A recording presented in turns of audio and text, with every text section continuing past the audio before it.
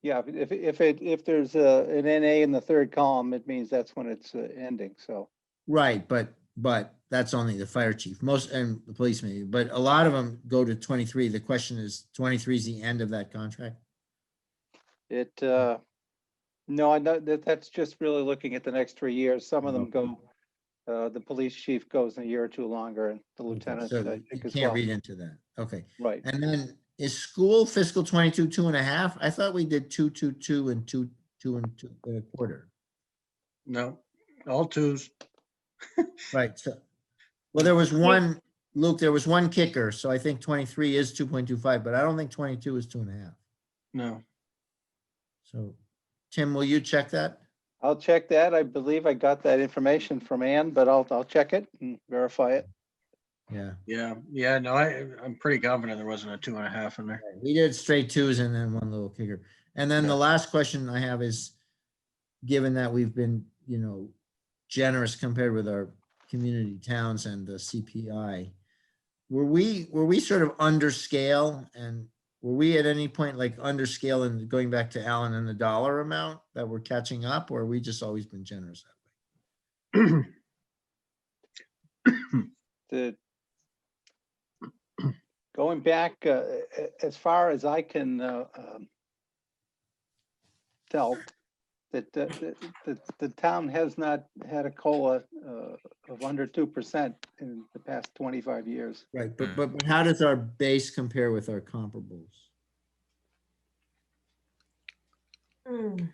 Well, we did the wage study, it's 5-6 years ago now, and it's only increased by the COLA in the intervening years. So, the argument could be made that it would be time to, take a look at the comparable salary structure and make another adjustment if necessary. Yeah, I mean, one thing, I don't know too much about the comparable salary structures, but I do know for teachers, for example, young teachers, it's not 2, it's really 6, right? Because they get 2 plus a 4% step. And the idea is that they get up to par. And we do have we did, I don't know if we still do, but we did have a fairly senior, let's call it, high seniority teaching staff, which meant that they'd sort of used up those steps and they were on a 2. But, that's how the actual dollar salary kind of gets to its right level. It's not really, as Alan said, it's not really about percents.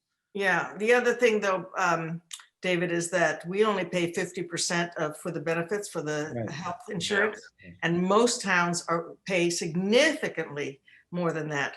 And over the past few years, as you well know, the health insurance has been going up 10%, and so the 2% didn't even cover that. So so there are issues there. That I think mitigated the fact that we gave them the 2%. Right. So I think, back to Alan's point, putting a dollar value might be a good idea, but if we're going to do that, or we should do anyway, is benchmark again. Where are we with actual? Yep. We may not want that answer. That may not put us in a great light, but I think I haven't heard and I don't know town employees that well, but I haven't heard the buzz being that we're very generous, we're overly generous with our salaries. Yeah, I think that any town employee who told you that would need to have their temperature taken, regardless of what they actually thought. Yeah, I don't think that's true, of course. That cannot be said of the teachers. I think they are well paid. The teachers we know are among the most highly paid in the state. We know that. Yeah. So we benchmark. I mean, teachers get benchmarked all the time. I just don't know the other benchmarks. Yeah, right. Yeah, our employees don't. And Tim, you mentioned something about the wage survey 5 years ago. Didn't we discuss that we thought we would, that it was time for us to have that done again, and we go with an outside consultant to do that? The wage study was, I think it may be more than 5 or 6 years ago now, but that was the first such study in about 20 years' time. And the notion was that the town would do sort of interim studies, if you will, on a more regular basis, perhaps every 5 or 8 years, rather than waiting, 20 years you've got a lot of, the adjustments were pretty significant the last time we did it. So to try to keep up in the meantime. So it really is time to do that kind of analysis. We can there's a lot of public data available on salaries. We don't necessarily need to hire. I wouldn't hire the same consultant. I've just, based on what happened last time, but it may be something that we can do in-house rather than hire a consultant for, because the data is available. We should remind ourselves that when we finally did finance the changes recommended by that study, which was a pretty significant amount of money. Right. Part of the idea was that would then, clear the table for a few years in terms of requests for more hours, more steps, different grades, et cetera. But the reality has been that every year we get numerous requests like that too. I think it does make sense to take a fresh look at these salaries, but also before we implement anything, we should think about the right policy that would surround that. So I agree with that. Is the personnel board fully staffed now?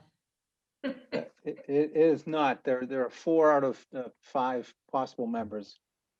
And they still have difficulty getting a quorum on occasion. Yeah, so I mean, are they the ones who really should be doing this work as far as benchmarking and all that jazz, or should we just take that on and then give them that data? I'm never really clear on what they're supposed to do.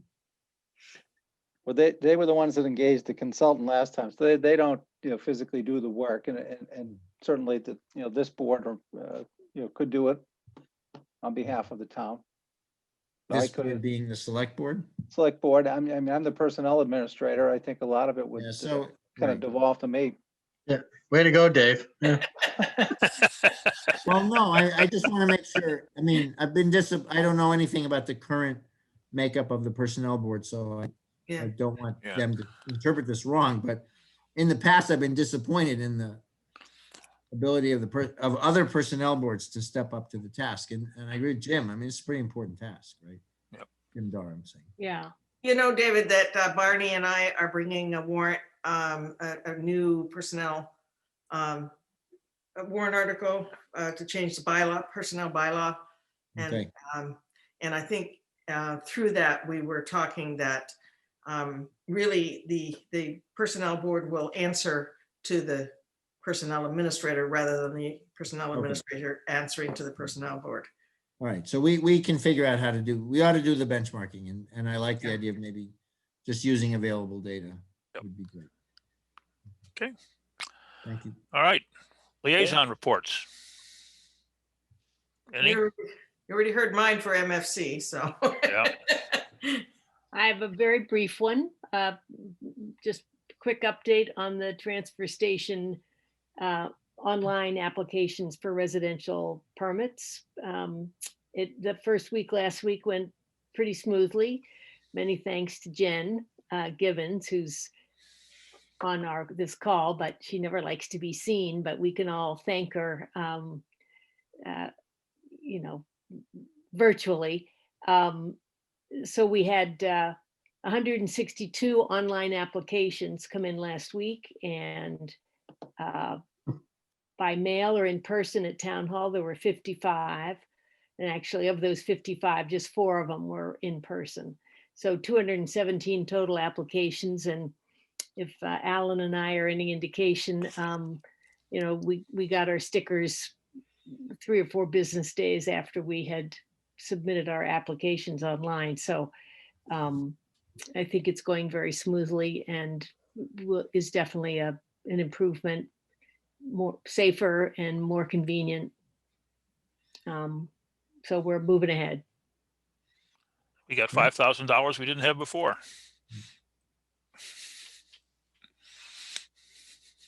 There you go. I'm gonna miss the dispatcher with the runny felt tip.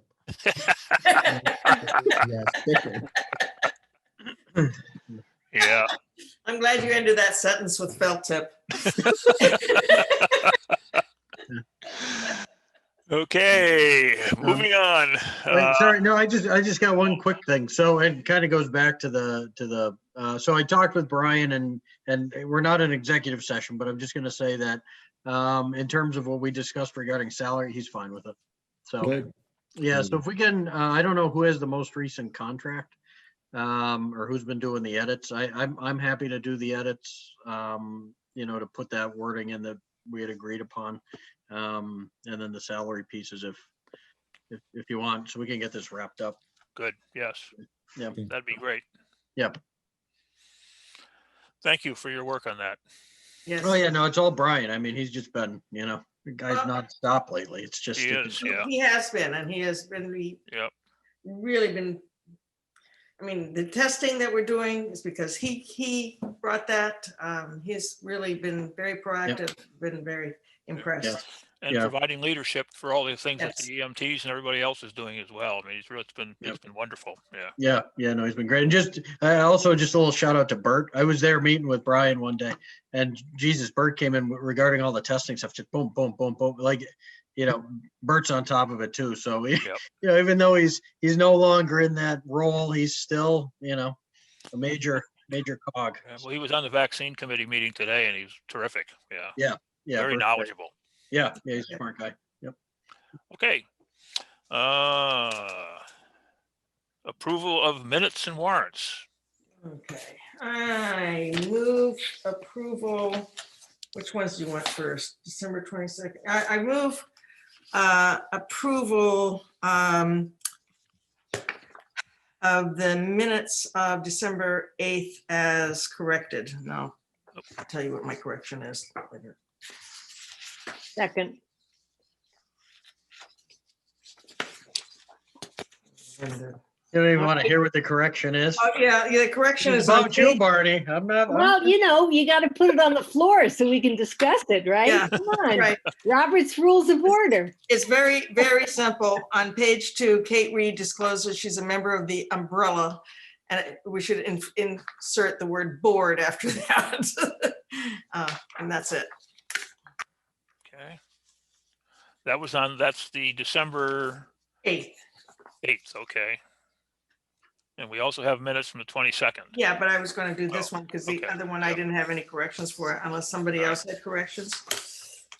Nope. All right, we have a motion to accept the minutes as corrected for the meeting of December 8th. Do I have a second? Second. Discussion? Roll call. Arnold, I. Oscalillo, aye. Lewis, I. Modell, aye. Reed, aye. Thank you. And I move approval of the minutes of Tuesday, December 22nd, 2020 as presented. Is there a second? Second. Yeah, Discussion? I just sent Jen a small correction, which, I mean, I can repeat if you want. And it's just under the town administrator's report, just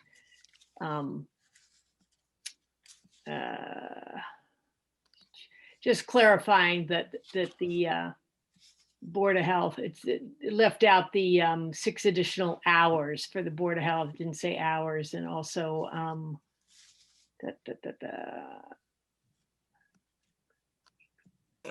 yeah, so anyway, I sent that to Jen earlier this afternoon. Oh, okay. Well, then I should amend my motion to as corrected. Yeah. Okay. Discussion? All roll call. Arnold, I.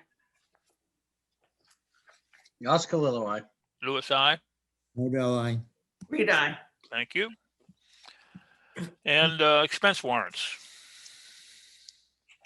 They need approval? They just report out. Every other week. I can Yep. never remember. I think we just look at it and say, thank you very much, Barney, for signing those. Good. All right. Well, we did put, the minutes, we did have a motion.